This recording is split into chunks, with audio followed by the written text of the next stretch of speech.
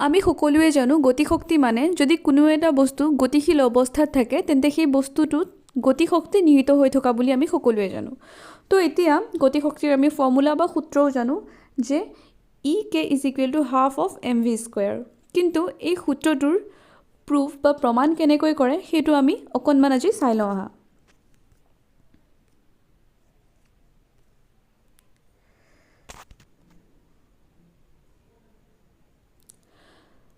ধৰা হ'ল m ভৰৰ বস্তু এটা u সুষম বেগেৰে গতিশীল অৱস্থাত আছে। তাৰ পাছত সৰণৰ দিশত f বল প্ৰয়োগ কৰি তাক s দূৰত্বলৈ স্থানান্তৰিত কৰা হ'ল। তাৰ পাছত এইটো 11.11 সমীকৰণ অনুসৰি কৈছে যে তাৰ মানে হৈছে এইটো আমাৰ কাৰ্যৰ সূত্ৰ অনুসৰি কাৰ্য হ'ব কিমান f * s। তাৰ মানে ৱৰ্ক ডান w মানে ৱৰ্ক ডান = f * s বল পূৰণ সৰণ। এতিয়া বস্তুটোৰ ওপৰত কৰা কাৰ্য ইয়াৰ বেগ সলনি কৰিব পাৰিব। আকৌ ধৰা হ'ল বেগ ইউৰ পৰা ভি লৈ পৰিৱৰ্তিত হ'ল। ধৰো এ হ'ল বস্তুটোৰ ত্বৰণ। এতিয়া আমি গতিশক্তিৰ গতি বিষয়ক তিনিটা সূত্ৰ পাই আহিছিলোঁ। তো ইয়াৰে আমি যিকোনো এটা সূত্ৰ প্ৰয়োগ কৰিম, যেনেকৈ স্মল এ সুষম ত্বৰণেৰে গতিশীল বস্তু এটাৰ প্ৰাৰম্ভিক বেগ স্মল ইউ, অন্তিম বেগ স্মল ভি, সৰণ স্মল এছ সংলগ্ন কৰা সম্পৰ্কটো হৈছে v² = u² = টুৱাইচ as। ইয়াক আমি এটা সমীকৰণ নম্বৰ দি ল'লোঁ। আকৌ ইয়াৰ পৰা আমি কিমান পাওঁ, এই এছটো যদি উলিয়াই লওঁ তেন্তে কি হ'ব, s = v² - u² / twice a। ইয়াক আকৌ এটা সমীকৰণ দি ল'লোঁ। তাৰ পাছত আকৌ আমি কি জানো f = ma।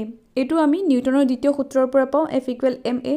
গতিকে আমি ওপৰৰ যিবোৰ সমীকৰণ পাইছোঁ সেই সমীকৰণবোৰৰ পৰা fৰ ভেলু আৰু এই sৰ ভেলু w = আমি জানো f * s। তো fৰ ভেলু এই ma লিখিলোঁ আৰু sৰ ভেলু এই গোটেই ইকুৱেশ্যনৰ পৰা যি ভেলু পাওঁ সেইটো লিখি ল'লোঁ। এতিয়া ইয়াৰ পৰা আমি w = ½ × m v² - u² পাওঁ আৰু ইয়াক সমীকৰণ 3 দি ল'লোঁ। এতিয়া যদি বস্তুটোৱে স্থিতিশীল অৱস্থাৰ পৰা যাত্ৰা আৰম্ভ কৰে অৰ্থাৎ u = 0 হয় তেন্তে মানে স্থিতিশীল অৱস্থাৰ পৰা যাত্ৰা আৰম্ভ কৰে বুলি কৈছে ন।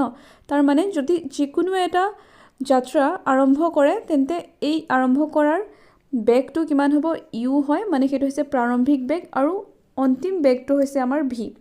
তো যিহেতু স্থিতিশীল অৱস্থাৰ পৰা যাত্ৰা আৰম্ভ কৰাৰ কথা কৈছে, তো স্থিতিশীল মানে কি বস্তুটো ৰৈ থকা, সেয়েহে u = আমাক 0 ধৰিবলৈ দিলে। তো এতিয়া যদি ইউটো 0 হৈ যায় তেন্তে আমি w = কি পাম, ½ × m v²। চ' ইয়াৰ পৰা আমি কি পালোঁ, এতিয়া w = ½ × m v²। গতিকে স্পষ্ট হয় যে সম্পন্ন কৰা কাৰ্য বস্তুৰ গতিশক্তিৰ পৰিৱৰ্তনৰ সমান। যদি u = 0 কাৰ্য হ'ব কিমান, ½ m v²। গতিকে সুষম বেগেৰে গতিশীল m ভৰৰ বস্তু এটাৰ গতিশক্তি হ'ব কিমান, E k = ½ m v²।